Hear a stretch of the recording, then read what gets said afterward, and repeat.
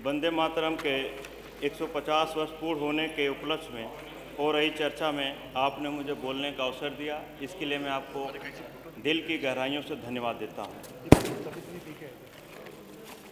माननीय अधिष्ठाता महोदय,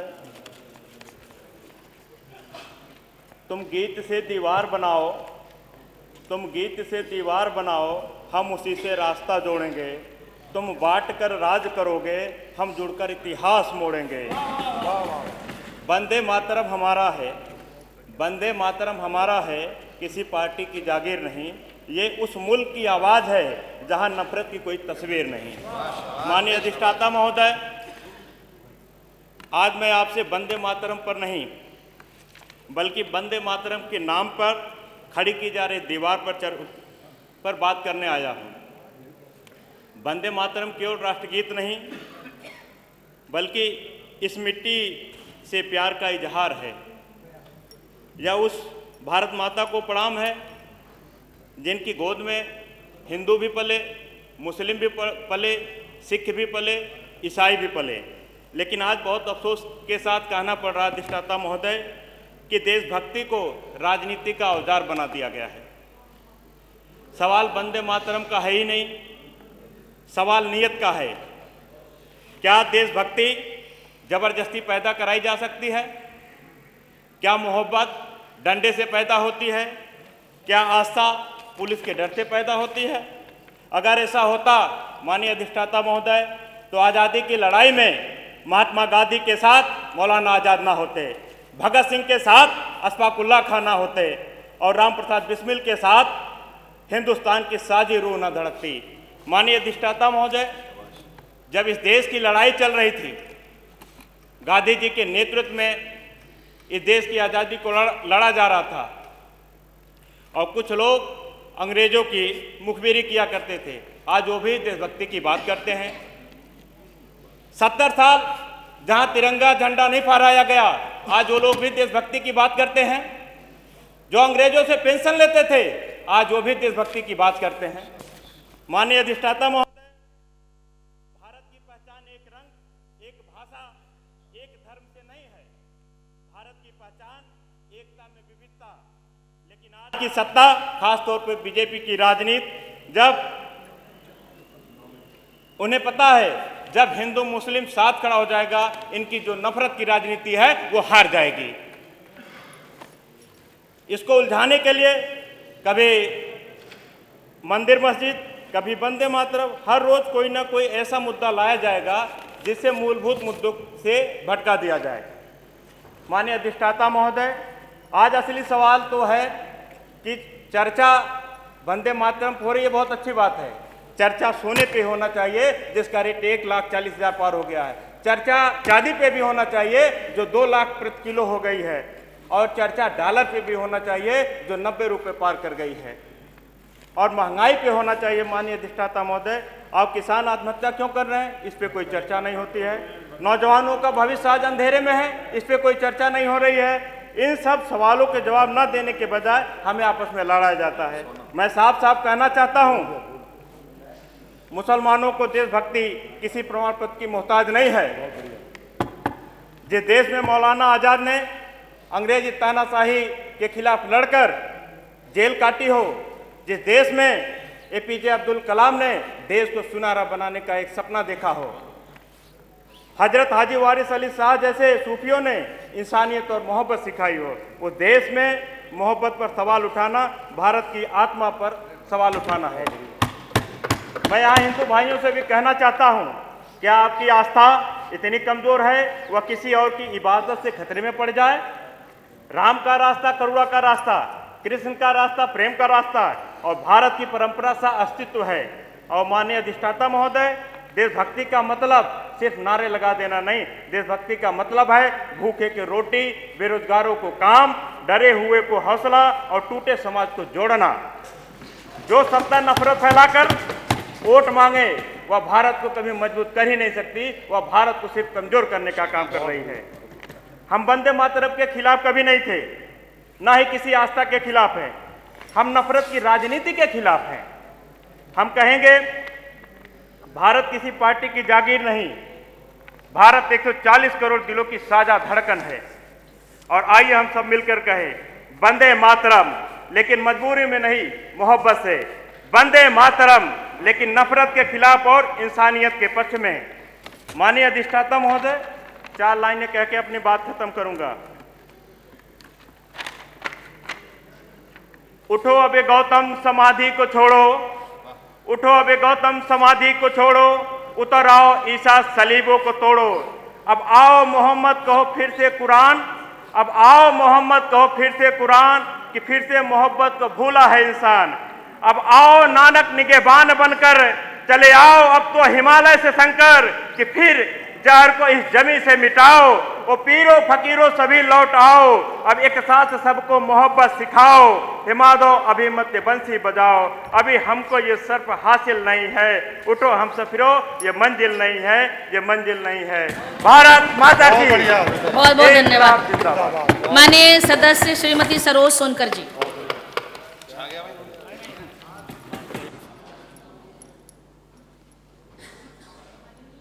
अधिष्ठाता महोदय, सदन के सभी माननीय सदस्यगणों को और इस पावन धरती की जनता को मेरा प्रणाम। मैं आज इस सदन में किसी राजनीतिक मुद्दे के लिए नहीं, किसी आंकड़े या प्रस्ताव के लिए नहीं, आज मैं खड़ी हूँ उस भावना के लिए, उस जिसने इस देश को गुलामी से आज़ादी तक पहुँचाया। आज मैं बोल रही हूँ वंदे मातरम। वंदे मातरम कोई शब्द नहीं या नारा है, या भारत की आत्मा की आवाज़ है। जब जब धरती पर संकट आया, जब जब देश की अस्मिता पर आघात हुआ, तब तक वंदे मातरम का नारा गूंजा। ये या वही शब्द है जो माँ भारती के चरणों में सब कुछ न्यौछावर करने की प्रेरणा देती है।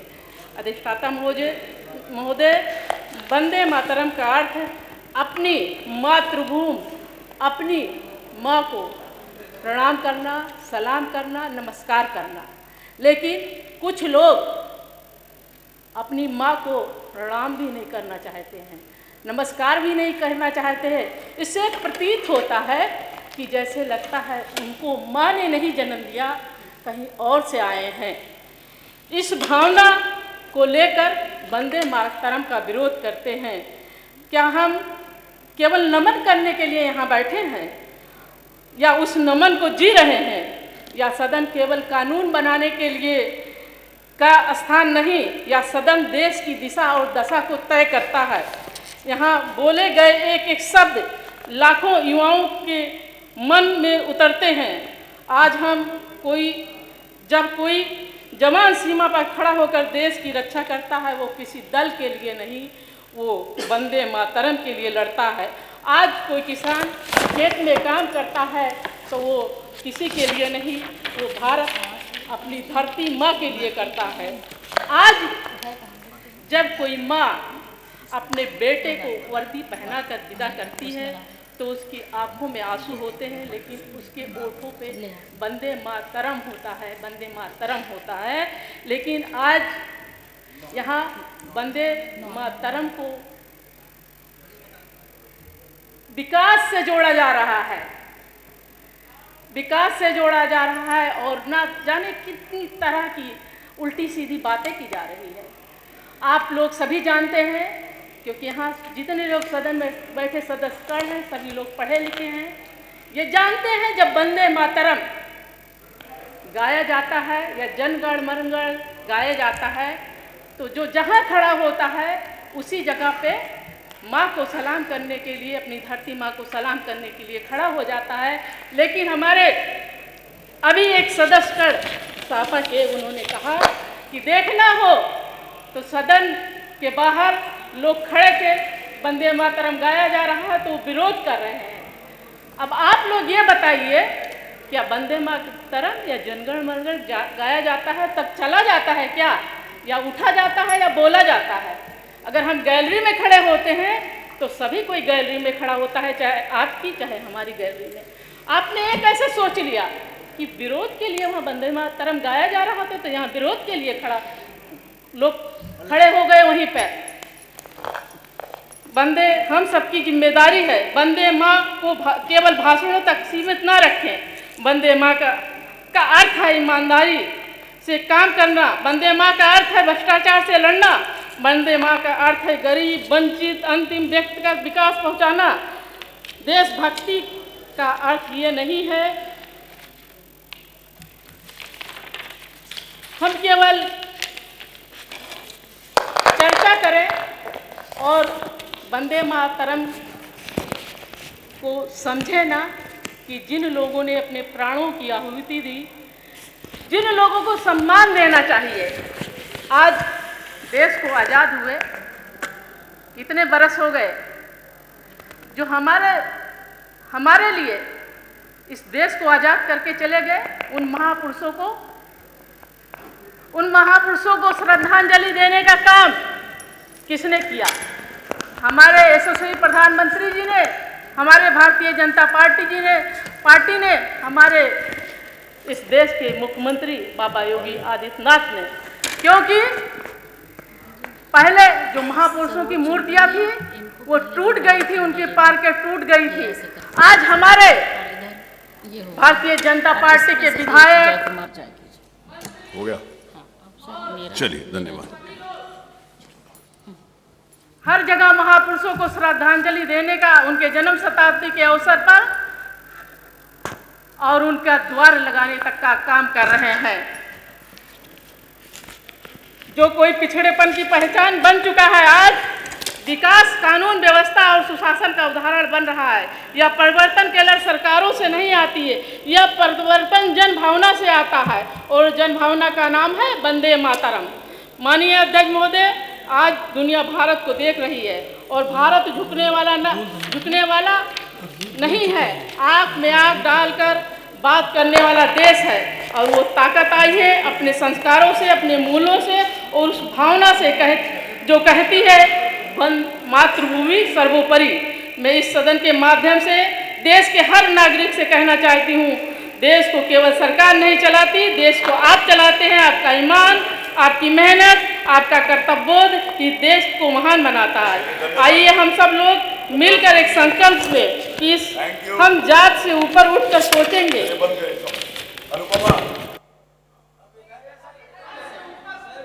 डॉक्टर पल्लवी पटेल, पल्लवी तो आप बोलो। पिंकी बोल ले, फिर आप नहीं बोल पाएगी। She will be the last, she will be the last, she will be the last. No, चलो आप बोलो।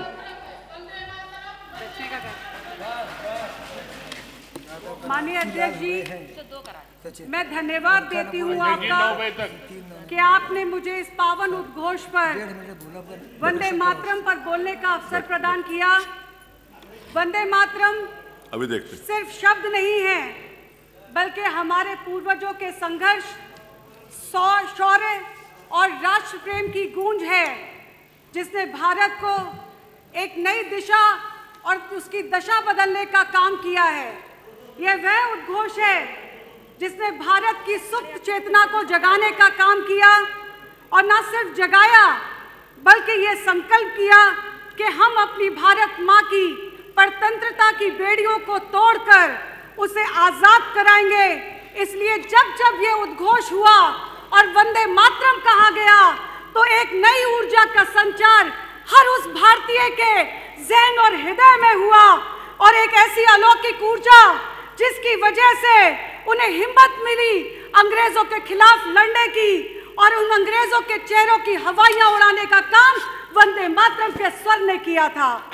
आज वंदे मातरम भारतीय अस्मिता के स्वर जो हर भारतीय के हृदय में एक एकता का संचार करता है।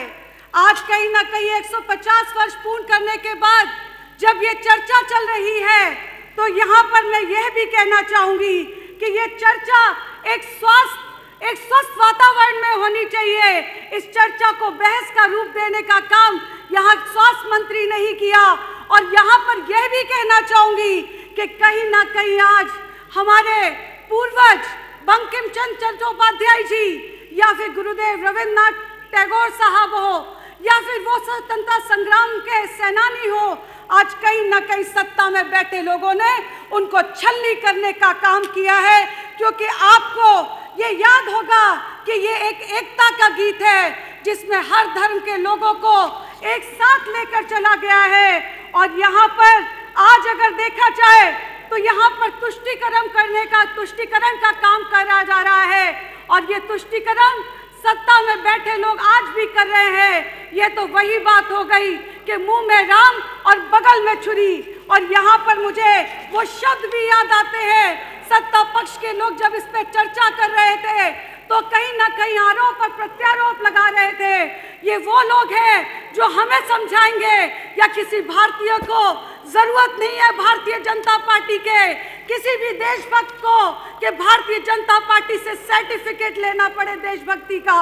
मैं कहना चाहूंगी, चंद लाइन याद आती है मुझे, वो जो आजादी की जंग में नजर भी ना आए थे, वो जो आजादी की जंग में नजर भी ना आए थे, आज वो देशभक्ति का पाठ पढ़ा रहे हैं। वंदे मातरम गाकर जो बांट रहे हैं दिलों को, वंदे मातरम गाकर जो बांट रहे हैं दिलों को, वो तिरंगे के साए में नफरतों की लौ को जला रहे हैं। आज मुझे माननीय अध्यक्ष जी ये कहने में कहीं गुरेज नहीं है कि जहां पर ये लोग वंदे मातरम की चर्चा कर रहे हैं तो वंदे मातरम पर शोर है, वंदे मातरम पर शोर है, देश सुजलाम सुफलाम नहीं, संसद में सिर्फ बहसें हैं, असल मुद्दों पर तो ध्यान नहीं। और यही कहीं पर आज अगर वंदे मातरम की सही परिभाषा को जान रहे होते सत्ता में बैठे लोग तो उन्हें समझना होता कि अन्याय के खिलाफ न्याय की लड़ाई थी वंदे मातरम। और आज कहीं ना कहीं जो चर्चाएं हैं उन चर्चाओं में ये भूल जाते हैं कि चर्चा करनी थी तो उस किसान की जाती जिस किसान को इन्होंने दिखाया एक आईना कि आपकी आय को दुगना किया जाएगा। अगर उनकी आय दुगनी हो जाती तो हम वंदे मातरम को मान लेते।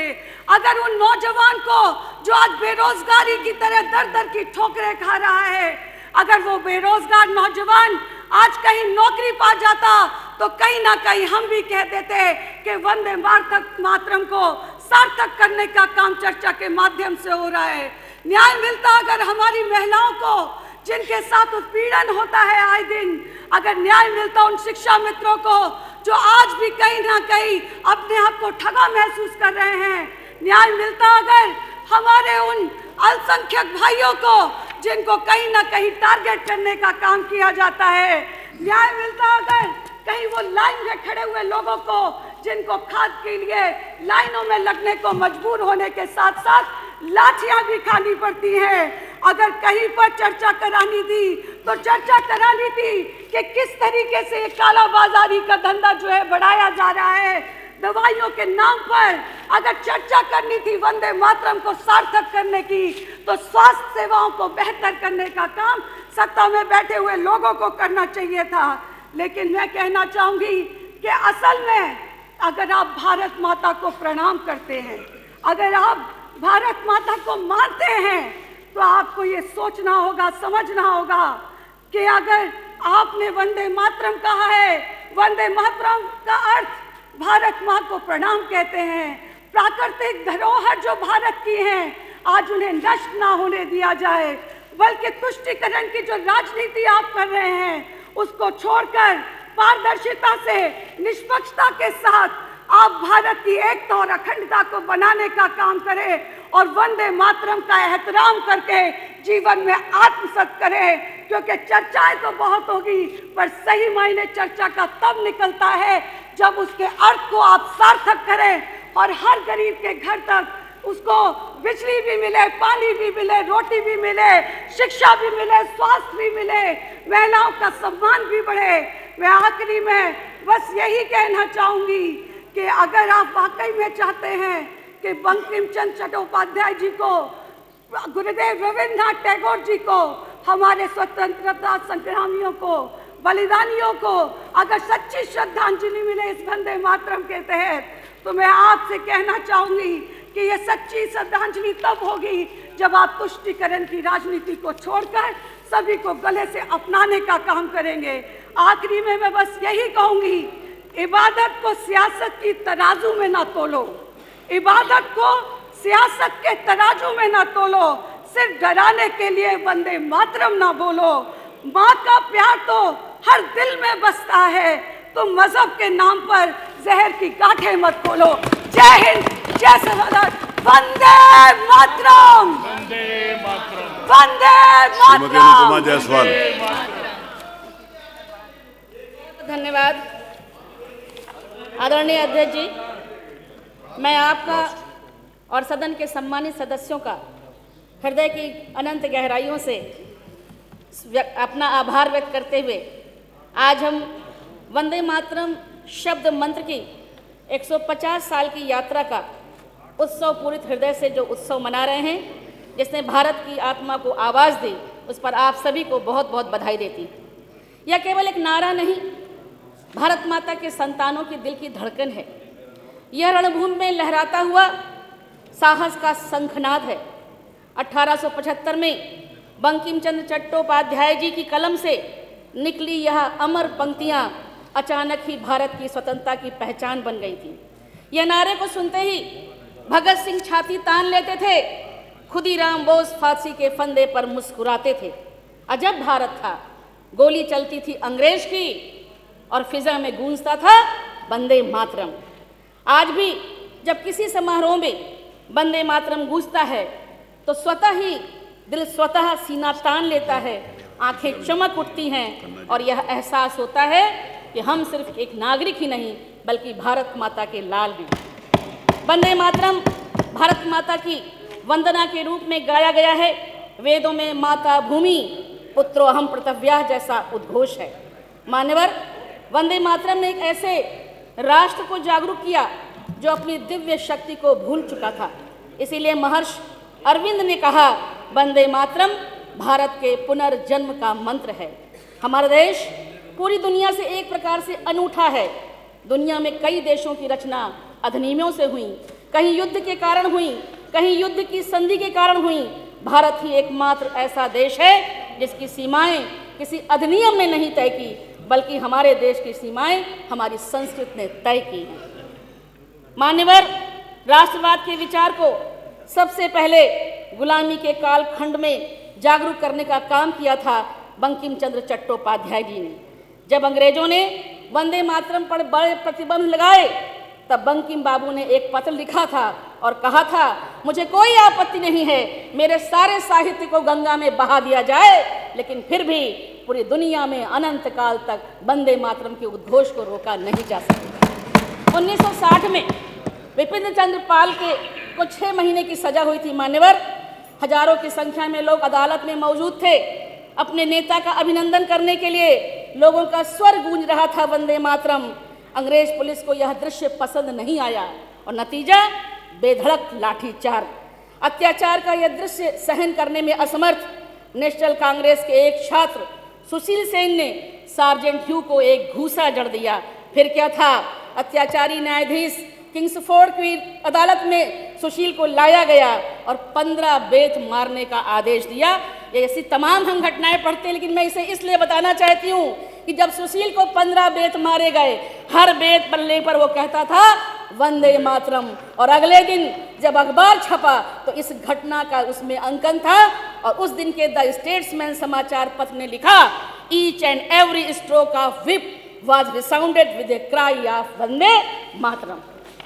और उसको देखकर, उस अमानवीय बर्बर अत्याचार को देखकर बांग्ला के काली प्रसाद विश्वारद गा उठे थे और उन्होंने बांग्ला भाषा में कहा था, बेत मेर के माँ बुलाबी आमरा की मायर से ही छले, मोदेर जीवन जाए जैन चले, वंदे मातरम बले, वंदे मातरम बले। ऐसा अत्याचार करके क्या हमसे वंदे मातरम बोलना छुड़वा दोगे? हमारा जीवन चला जाए लेकिन हम वंदे मातरम बोलेंगे और बोलते रहेंगे। मान्यवर, वंदे मातरम के इस अमोघ मंत्र ने एक ज्वालामुखी की सृष्टि कर दी थी। अंग्रेजों ने इसे ठीक ही समझा था। मातृभूमि की महिमा मंडन का यह गीत शरीर में एक रोमांच की सृष्टि कर जाता है। देशभक्तों को शक्ति दो, साहस दो, तेजोदीप करो, यही तो है ये महागीत। इस मंत्र के सहारे नवयुवक जीवन की वेदी पर खड़े होकर हंसते हंसते प्राण दे सकते हैं। यह कैसा मंत्र था कि इस मंत्र का पाठ करने से अंतिम समय में क्रांतिकारियों का जीवन धन्य हो जाता था। आज यह देवयोग है कि जब हम अमृत काल मना रहे हैं तो उसी में यह वंदे मातरम का 150वां साल भी आया है। जब इसकी रचना हुई तब भी इसकी इतनी ज़रूरत थी और आज के इस काल में भी इसको इतनी ही ज़रूरत है। मान्यवर, सदन में बैठे हुए सभी सदस्यों की साझी जिम्मेदारी है। आज मैंने भी दोपहर के बाद से इस वंदे मातरम की चर्चा में लगातार भाग लिया है, सुना है, और सभी अपने सदस्यों को मैं कहती हूँ कि आज आप बधाई के पात्र हैं कि आपको यह अवसर मिला है, यह सौभाग्य मिला है कि आप अपने जीवन काल में बार बार अपने मुख से वंदे मातरम दिल से या बेदिल से कहने का काम कर रहे हैं। लेकिन मैं कहती हूँ ये सबकी जिम्मेदारी है, आप सबको मिलकर इस वंदे मातरम के अमर गीत को गाना चाहिए, क्योंकि यह कहीं और नहीं अपने भारत माँ की आराधना है।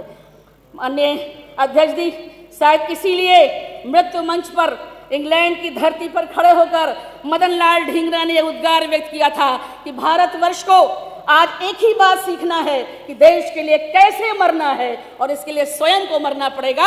आज मैं अपने प्राणों की आहुति देकर इस बात को सिद्ध कर रहा हूं कि वंदे मातरम का उद्घोष लेकर हम हमेशा देश के लिए अपने प्राणों को देते रहेंगे। और अंत में मैं ही सबको बैठा रही थी, इसलिए बहुत शार्ट में मैंने अपनी बात कह दी है। बस दो बातें और कह के अपनी बात समाप्त करती हूँ कि जब पंडित राम प्रसाद बिस्मिल जी को भी फांसी की सजा हुई थी तब इसी वंदे मातरम का उद्घोष कर रहे थे और उन्होंने खड़े होकर कहा था, अपने शाहजहांपुर के हैं आदरणीय खन्ना जी, उन्हीं के यहाँ से आते थे वो, उन्होंने कहा था, मालिक तेरी रजा रहे, बस तू ही रहे, बाकी न मैं रहूं न मेरी जुस्तजू रहे, जब तक है जिसमें जान और रगों में लहू रहे, मेरी जाने जाए हिंदुस्तान, बस तू ही रहे, तेरी ही जुस्तजू रहे। और इसी वंदे मातरम की आज हम यहाँ उस अमर गीत की चर्चा कर रहे हैं। आपसे और आपसे दोनों से मेरा करबद्ध निवेदन है, एक ही प्रार्थना है कि न तेरा है न मेरा है, ये हिंदुस्तान सबका है। नहीं समझी गई बात तो नुकसान सबका है, जो इसमें मिल गई नदियाँ वो दिखलाई नहीं देती, समंदर इसे बनाने में एहसान सबका है। बहुत बहुत धन्यवाद। जय हिंद, जय भारत, वंदे मातरम, वंदे मातरम, वंदे मातरम। बहुत अच्छा बोला आपने, वेरी गुड। पूरा हाउस आपके एक मिनट प्लीज बैठ। No party please. उन्होंने कोई पार्टी का नाम नहीं लिया। अगर आपने उनका बोला हुआ जीरो कर देना है तो फिर ऐसे बोलिए।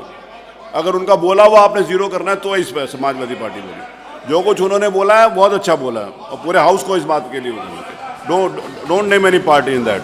श्री सुरेश खन्ना जी।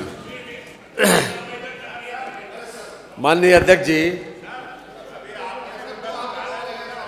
माननीय अध्यक्ष जी, ऐसा है, अब माननीय अध्यक्ष जी ने बुला लिया है, अब हम तो 5 घंटे से सुन रहे हैं, आप 5 घंटे हो गए। माननीय अध्यक्ष जी, माननीय अध्यक्ष जी, अरे आप भी तो हमारे वाले हैं। ये मैं आपका बहुत बहुत आभारी हूँ, धन्यवाद देता हूँ कि आपने आज वंदे मातरम पर इस सदन में चर्चा करवाई। माननीय मुख्यमंत्री जी से लेकर अब तक लगभग 25-30 सदस्यों ने इस चर्चा में भाग लिया होगा मान्यवर, और बहुत विचार सुनने को मिले।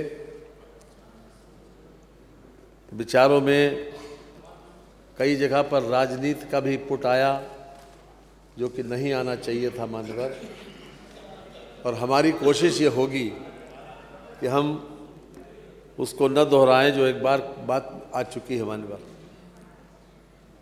मान्यवर। वंदे मातरम के 150 वर्ष हो गए।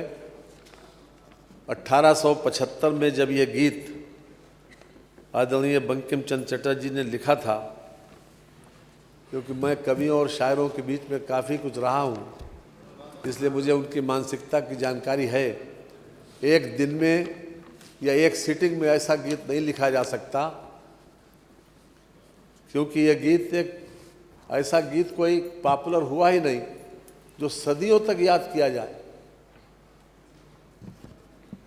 1857 में जब आज़ादी का बीज पड़ा सबसे पहले, उस वक्त कोई ऑर्गेनाइज्ड नेतृत्व नहीं था, इसलिए उसको बहुत ज़्यादा बल नहीं मिला, लेकिन उनके मन में ये बात ज़रूर कौंधती होगी कि जिस समय वो गीत लिखने के लिए उन्हें प्रेरणा मिली कि इस विषय के ऊपर भी गीत लिखा जाए, क्योंकि हिंदुस्तान उस समय गुलाम था और गुलामी में मानसिकता, क्योंकि आसपास का वातावरण और परिस्थितियाँ उस कवि को, उस शायर को ज़रूर प्रभावित करती हैं कि जो परिस्थितियाँ उसके आसपास दिखाई पड़ती हैं मानवर।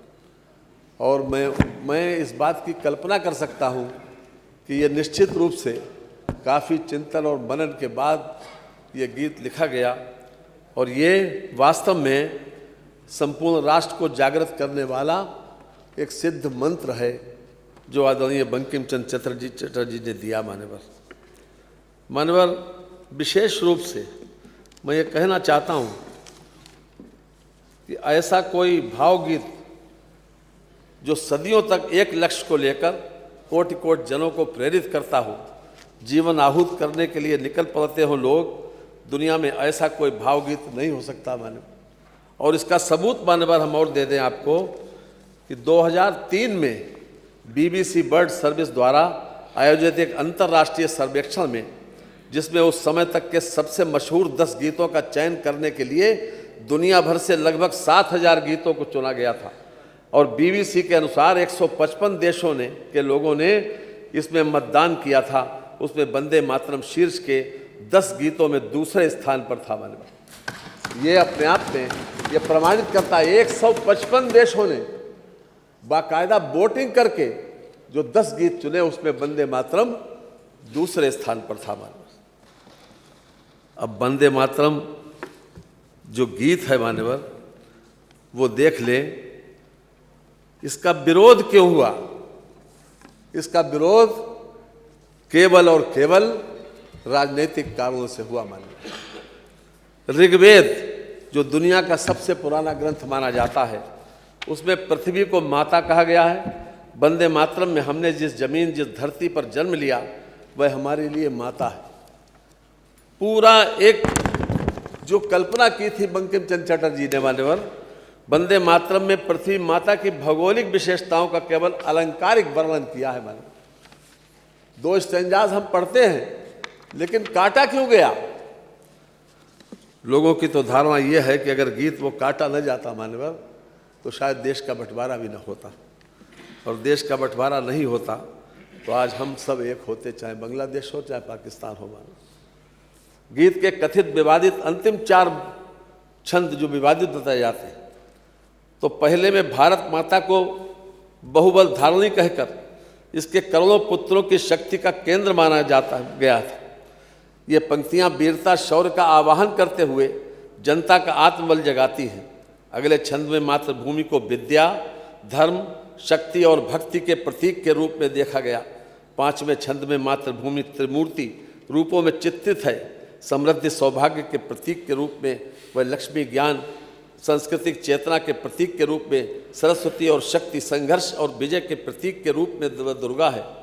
मानव जीवन में इन 3 आयामों धन, विद्या और शक्ति का महत्व निर्विवाद है। बंकिम चंद्र की वाणी भले ही कुछ दशकों तक दबा दी गई हो, लेकिन समय आ गया है मानवर, इसकी भी आवश्यकता बहुत ज़्यादा इस बात की है कि जिस तरीके से आर्टिकल 51A में जनगण मन को राष्ट्रीय गीत, राष्ट्रीय गान के रूप में सम्मान मिलता है, उसी प्रकार से आज आवश्यकता इस बात की है कि इस गीत को भी सम्मान मिले मानव। मैं विशेष रूप से कहना चाहता हूँ कि खाली हम ऋग्वेद में हिंदू लोग ही नहीं केवल मानते हैं कि ये जमीन धरती जो हमारी माता है। बौद्ध धर्म में, बौद्धों में इसको आदि माता के रूप में स्वीकार किया गया। ईसा की माता मेरी आइसिस, मदरलैंड के रूप में स्वीकार किया गया। और मान्यवर इस्लाम में भी इसको मादरे वतन के रूप में हमारे बहुत से विद्वान मनीषियों ने भी, चाहे वो अरबी के हों चाहे फारसी के हों, उन्होंने भी मादरे वतन के रूप में मान्यवर इसको स्वीकार किया। तो मान्यवर फर्क कहाँ है? यही मैं कहना चाहता हूँ। जो 1922 तक इस पर कोई विवाद नहीं था मान्यवर, कोई विवाद नहीं था।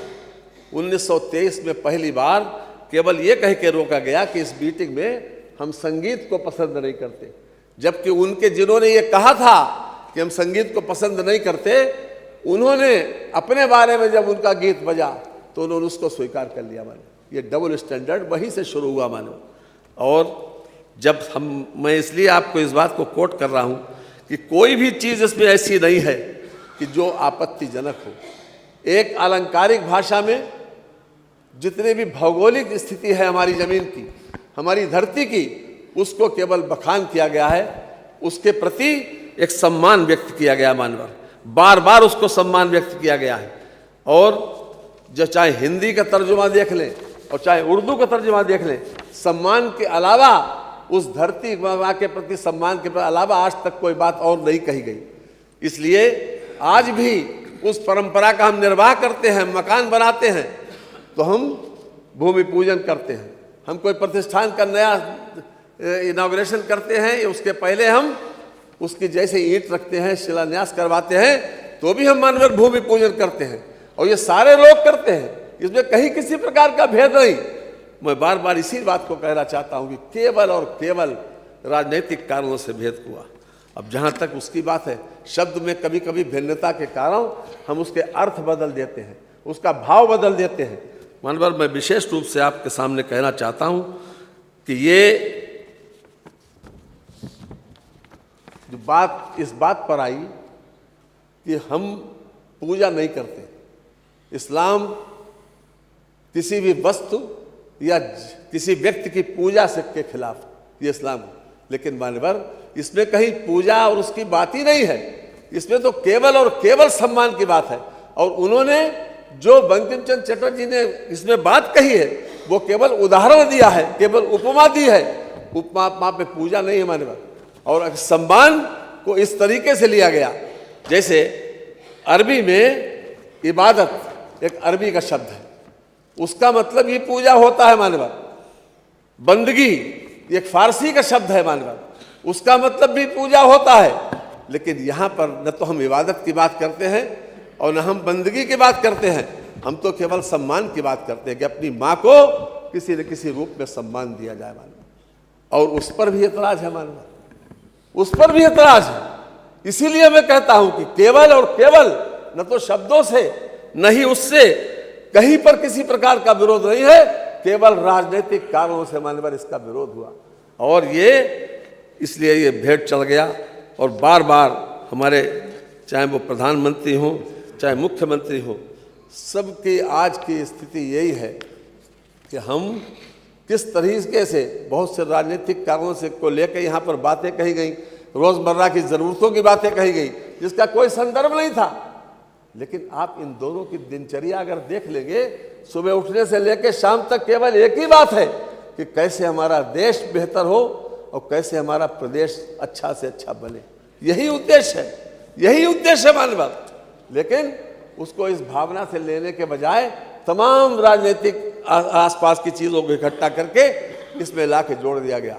मानव हम उसके ऊपर ज़्यादा जाना नहीं चाहते, लेकिन हम ये ज़रूर कहना चाहते हैं कि आज समाजवादी पार्टी के लोगों से हमें पूछना चाहते हैं कि हमारे सांसद हैं संभल के, उनकी ज़रा भाषा सुनिए।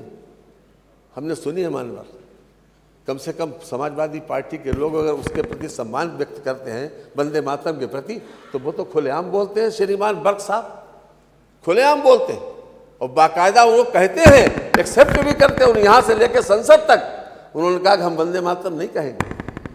तो आखिरकार पार्टी का एजेंडा क्या है? पार्टी के एक चुने हुए प्रतिनिधि, एक जिम्मेदार व्यक्ति किस प्रकार के भाषा बोलते हैं? खिलाफ बोलते हैं, बाकायदा खिलाफ बोले हैं, उनका मैं नहीं करूँगा।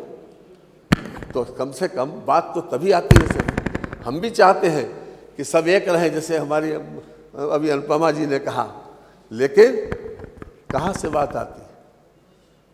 पहले धर्म है, पहले राष्ट्र है।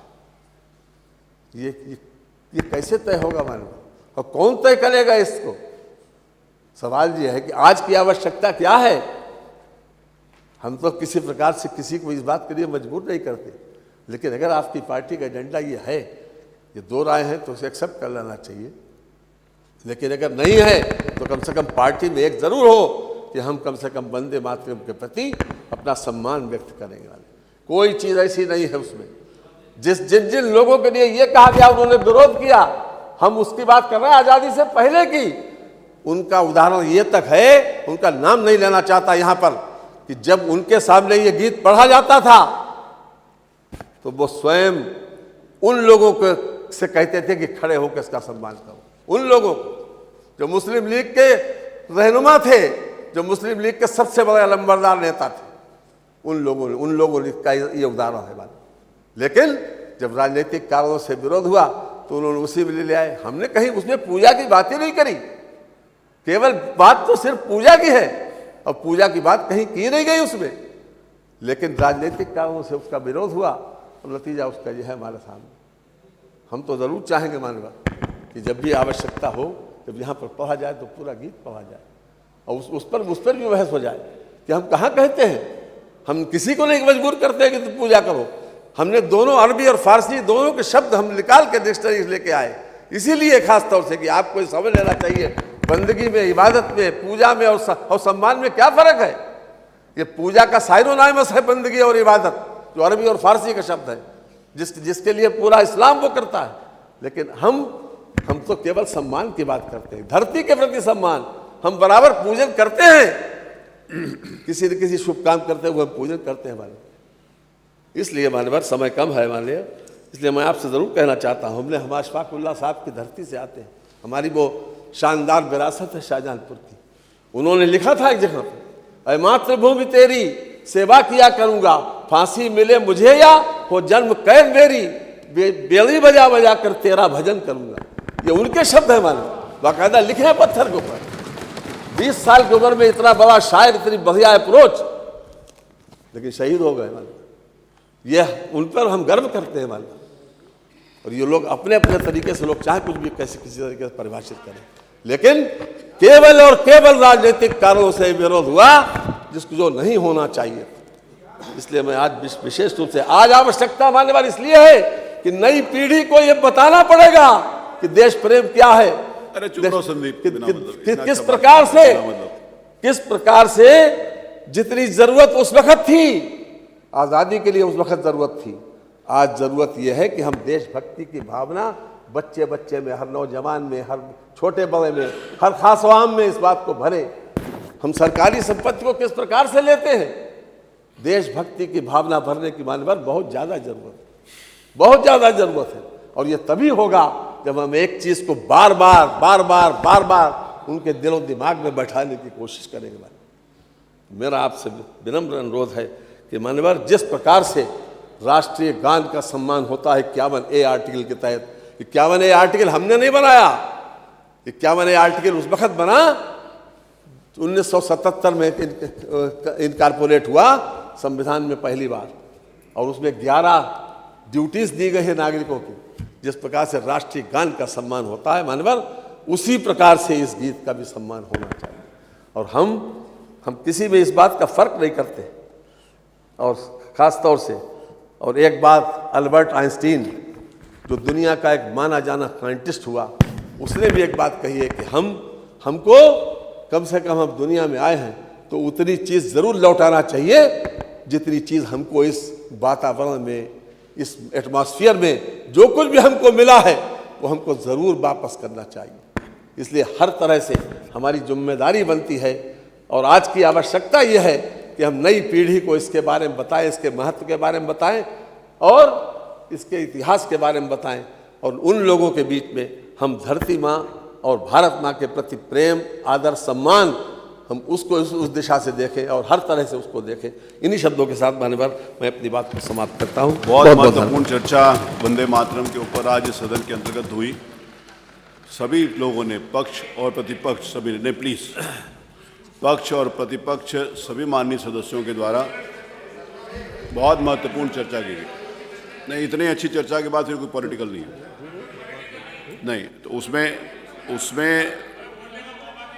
नहीं, बोलने का मौका सब लोग चाहते हैं, मेरा भी मन है, लेकिन उसमें आज बहुत महत्वपूर्ण चर्चा हुई और सभी लोगों ने, थोड़ा बहुत राजनीतिक पुट भी आया, लेकिन मुझे लगता है कि उसके अलावा भी बहुत सारे माननीय सदस्यों ने बहुत महत्वपूर्ण चर्चा करी है। इस बात को मैं ज़रूर कहना चाहूँगा कि ये स्वाभाविक है, अगर किसी का कोई धर्म और देश राष्ट्र की बात है तो उनकी बिलीविंग हो सकती है कि कौन किसको मानता है, लेकिन राष्ट्र के नाते से, देश के नाते से हम सब लोगों के मन में किसी भी प्रकार की कोई शंका नहीं है कि हम सब लोग देशभक्त हैं। और जो बात माननीय अनुपमा जी ने कही और माननीय संसदीय कार्य मंत्री जी ने कही और इधर से भी बहुत सारे सदस्यों ने कही है, सभी तरफ से